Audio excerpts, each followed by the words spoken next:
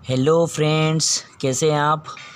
जैसा कि आपको पता है कि हम रेलवे ग्रुप डी एनटीपीसी के महत्वपूर्ण टॉपिक पढ़ रहे हैं और इसी कड़ी में मैं आपके सामने लेके आया हूँ। आज का जो टॉपिक है हमारा प्रसिद्ध भारतीय पुस्तकें पार्ट 5 का मतलब ये है कि मैंने पार्ट 4 तक जो है अपलोड कर दिए हैं। अगर आपने नहीं देखे हैं तो इस वीडियो के डिस्क्रिप्शन में जाके आप उसको देख सकते हैं। तो चलिए स्टार्ट करते हैं। आज ये हमारा आखिरी पार्ट होगा भारतीय पुस्तकों का। इसके बाद हम पढ़ेंगे विदेशी पुस्तकें। ठीक है, तो स्टार्ट करते हैं ट्रिक के साथ। पुस्तक का नाम है बीजक रमेनी और सबद। बीजक रमेनी और सबद, और ये किसने लिखी है? कबीर दास ने लिखी है। कबीर दास जी जो है बहुत प्रसिद्ध लेखक रहे हैं, इन्होंने लिखी है। तो देखिए, इसको याद करने की मैंने ट्रिक बनाई है। कबीर की रचनाओं में रस भी है। रस जैसे जलेबी में रस होता है, गुलाब जामुन में रस होता है। तो कबीर की रचनाएं केवल ऐसी नहीं है कि जिसमें ज्ञान की बातें मिलेगी, उनमें रस भी है। मतलब पढ़ते हो तो इंटरेस्ट भी आपको आता है। तो देखिए, अब रस भी से कैसे याद रखेंगे? तो देखिए, कबीर से तो याद हो जाएगा कि कबीर दास जी की ट्रिक है। और र से आ जाएगा आपका रमेनी, स से आपका आ जाएगा सबद, और बी से आपका आ जाएगा बीजक।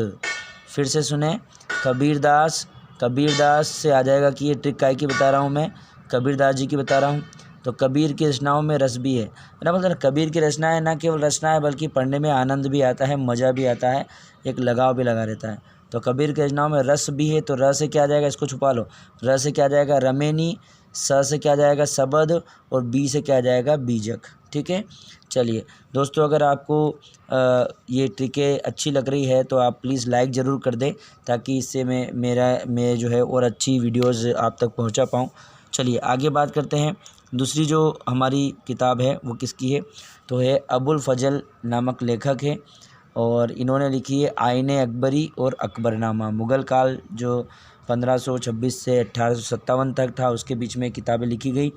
और इसको मैं याद करवाता हूँ आपको कि आईने में अकबर के अब्बू ने देखा, सब फजल है, सब ठीक है।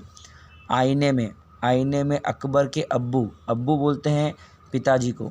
तो आईने में अकबर, तो एक तो याद हो गया आईने अकबरी, और अकबर याद हो गया तो अकबर यहाँ पे भी है। समझ में आ रहा है? आईने में अकबर, आईना यानी किसको बोलते हैं? कांच। आईने में अकबर, तो आईने में अकबर में से मैं हटा दूँ तो आईने अकबरी, और अकबर आ गया तो अकबरनामा। ठीक है, तो इस इतने से स्टेटमेंट से 2 बुकें आपकी कंप्लीट हो गई। अब इसके लेखक कैसे याद रखेंगे? तो आईने में अकबर के अब्बू ने देखा, अब्बू यानी कि पिताजी ने देखा कि सब फजल है ना। कैसे हालचाल, कैसे सब फजल है? हाँ बिल्कुल ठीक है। तो ठीक को उर्दू में बोलते हैं फजल। ठीक है, तो आईने अकबरी अकबरनामा अबुल फजल। तो आईने में अकबर के अब्बू ने देखा कि सब फजल है, एवरीथिंग इज़ ओके। आगे बात करते हैं दोस्तों। चलिए अगली किताब कौन सी हमारी? तो आप बोलेंगे भवभूति लेखक है, और उनकी 2 महत्वपूर्ण पुस्तकें मैं आपको बताने वाला हूँ, मालती माधव और उत्तराम चरित्र भवभूति। तो देखिए, अब इसकी ट्रिक क्या है? राम जी, ठीक है, राम जी। उत्तराम में क्या रहा? राम जी। माल का मतलब आप एक लोकल लेवल पे समझिए कि दुकानदार होते हैं ना, कपड़े के व्यापारी है या है ना किसी और चीज़ की व्यापारी है, तो एक जनरल टर्म में यूज़ करते हैं, माल नहीं आया अभी या माल आ गया अभी, है ना, ऐसे बोलते हैं। ठीक है, तो देखिए क्या होगा आपका, ध्यान से सुनना। ये है आपका मालती माधव जो है, और उत्तरामचरित। राम जी माल का भाव है ना, भाव तो बढ़ा दो, या और अच्छा इस ट्रिक से भी अच्छा बता देता हूँ। राम जी माल का भाव तो बता दो। आप कपड़े लेने जाते हो राम जी की दुकान पे और बोलते हो चलो भैया कपड़े तो अच्छे, भाव तो बताओ, हाँ कोई डिस्काउंट है कि नहीं है? तो देखो राम जी, राम से क्या आ जाएगा आपको नाम? राम से क्या याद आएगा? उत्तराम। ठीक है, राम जी माल से क्या आएगा? मालती, है ना, का भाव तो बता दो या बढ़ा दो तो भवभूति। याद हो गया? राम जी माल का भाव बढ़ा दो। तो एक बार चलो रिवीजन करते हैं। राम से क्या आएगा? ठीक है, उत्तराम चरित्र। माल से क्या आ जाएगा? मालती माधव, और भाव तो बता दो तो मतलब भवभूति। आगे बात करते हैं। सबसे महत्वपूर्ण लेखक अब आपके सामने आने वाले हैं, जो है कालिदास जी।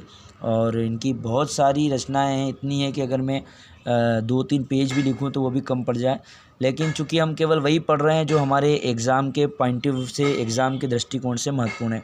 तो देखिए कालिदास की मैंने आपके सामने 1, 2, 3, 4, 5, 6, 7 किताबें लिखी हुई है और उसको मैं ट्रिक के साथ याद करवाऊँगा। देखो तो पहले पढ़ लेता हूँ कौन कौन सी है, तो आप पढ़ेंगे कुमार संभवम, रघुवंशम, अभिज्ञान शाकुंतलम, मेघदूतम, विक्रमो वर्षियम, मालविका अग्निमित्रम, ऋतु संहारम।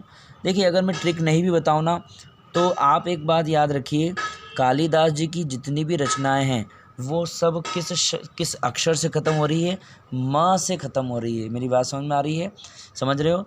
बिल्कुल एक केवल देख के बता सको तो कुमार संभवम, रघुवंशम, अभिज्ञान शाकुंतलम, मेघदूतम, विक्रमो वर्षियम, अग्निमित्रम, संहारम, तो सब र से ख़त्म हो रही है ना। पहली ट्रिक तो यही होगी आपकी कि कालिदास की सारी रचनाएं र से ख़त्म हो रही। सर हमें तो भूल जाएंगे, और भी तो बहुत सारी जो है वो र से म से ख़त्म हो रही। तो फिर आप थोड़ा डिटेल में देखिए कालिदास। देखो तो कैसे याद रखेंगे? ज्ञान, ज्ञान, अभिज्ञान से क्या रखा? ज्ञान। अगर आप में ज्ञान है थोड़ा सा तो ज्ञान, एक तो याद हो गया ज्ञान, एक हो गया आपका ऋतु। पहले इनको बता देता हूँ इसका मतलब क्या है। ज्ञान से, ये ज्ञान किससे लिया है मैंने? ये ज्ञान लिया है मैंने अभिज्ञान से, ठीक है। ऋतु कैसे लिया है? ये ऋतु लिया है मैंने ऋतु संहारम से, ठीक है। कहाँ गया? ये रहा ऋतु संहारम। ये मेघ कैसे लिया है मैंने? मेघदूतम से। क्रम से, क्रम मतलब विक्रम, विक्रम। माल कैसे लिया मैंने? मालविका अग्निमित्रम। रघु कैसे लिया मैंने? रघुवंशम। और कुमार कैसे लिया? कुमार संभवम। एक एक रचना का एक एक शब्द ले लिया मैंने शॉर्ट वाला। अब देखो अगर आप में ज्ञान है ना, अगर आप में ज्ञान है तो आप बताओ कि ऋतुएं आने के बाद ही मेघ आता है। ऋतु होती है ना, सर्दी, गर्मी, बरसात। तो आपसे कोई बोलता है मेघ कब आएंगे, बादल कब आएंगे, बारिश कब होगी, तब बोलेंगे बेवकूफ़ साले, इतना भी नहीं पता तेरे को, बारिश में पानी आता है, पहले ऋतु तो आने दे। गर्मी में पानी लाने की बात करता है तू, ठंड में पानी लाने की बात करता है। तुझ में ज्ञान नहीं है गधे। तो ज्ञान है तो ज्ञानी व्यक्ति बोलेगा कि ऋतु आएगी तभी मेघ आएंगे, और ऋतु आने के बाद ही मेघ आएंगे। ये क्रम आपको याद रखना है। ज्ञानशील वाला व्यक्ति बोलेगा बेटा क्रम से याद कर, क्या ऋतु आएगी तो ही मेघ आएंगे, और ऋतु मेघ ऐसा नहीं होगा पहले मेघ आएंगे फिर बाद में ऋतु आएगी। ऋतु आएगी, इस क्रम को आप याद रखो। अब ऋतु आई, मेघ आई, ये आपने क्रम याद रख लिया। फिर क्या आएगा? माल मिलेगा। माल क्यों मिलेगा भाई? मैं सोयाबीन बोऊँगा, मैं गेहूँ बोऊँगा, ठीक है, तो माल मिलेगा, ठीक है, ठीक है, माल मिलेगा। फिर क्या होगा? रघु, ठीक है, रघु और लघु, रघु और लघु, माल मिलेगा तो मैं शुरू में तो लघु यानी छोटा आदमी रहूँगा, लेकिन बाद में क्या बन जाऊँगा? कुमार बन जाऊँगा, राजा बन जाऊँगा। तो देखो पहले तो याद रखो ज्ञान है, ज्ञान आ गया, अभिज्ञान शाकुंतलम, ऋतु, इसको छुपा रहा हूँ देखो, ऋतु संहारम, मेघ मेघदूतम, क्रम विक्रमोर्वशीयम, माल मालविका अग्निमित्रम, रघुवंशम, कुमार संभवम। कुमार को राजा बोलते हैं। ज्ञान है कि नहीं तुझ में? क्या ज्ञान?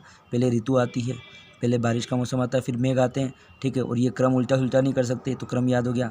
माल मिलेगा क्यों? क्योंकि मैं फसल बोऊंगा, उसको बेचूंगा, और फिर मैं रघु छोटा आदमी बनूंगा, पहले छोटा राजा बनूंगा, फिर कुमार बड़ा राजा बनूंगा, ठीक है। चलिए आगे बात करते हैं दोस्तों। अगर वीडियो अच्छी लग रही है तो लाइक कर देना यार, इतना तो फ़र्ज़ बनता है आपका। नीरद चंद्र चौधरी की किताबें कौन सी है? Hinduism, passage to England, autobiography of unknown Indian, culture in immunity bag, और स्कॉलर एक्स्ट्राऑर्डिनरी। और ये है नीरज चंद्र चौधरी। यहाँ खाली स्थान छोड़ा है, समझ गए? जल्दी से कमेंट करके बता दो कि इसको कैसे याद रखेंगे। चलिए आगे बात करते हैं। जजमेंट, अगले जो हमारे जो लेखक है वो कुलदीप नैयर है।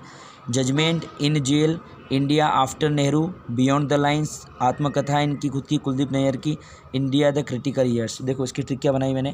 नेहरू के काल में जेल में जाने का जजमेंट आया, कुलदीप की नैया क्रिटिकल ईयर्स में लाइन से बाहर हो गई। नेहरू के काल में, नेहरू प्रधानमंत्री थे तो नेहरू के काल में, तो नेहरू हो गया, के काल में जेल में जाने का, तो जेल, इन जेल जाने का जजमेंट आया, जजमेंट लेने की निर्णय, तो कुलदीप की नैया, तो कुलदीप नैयर की ट्रिक है।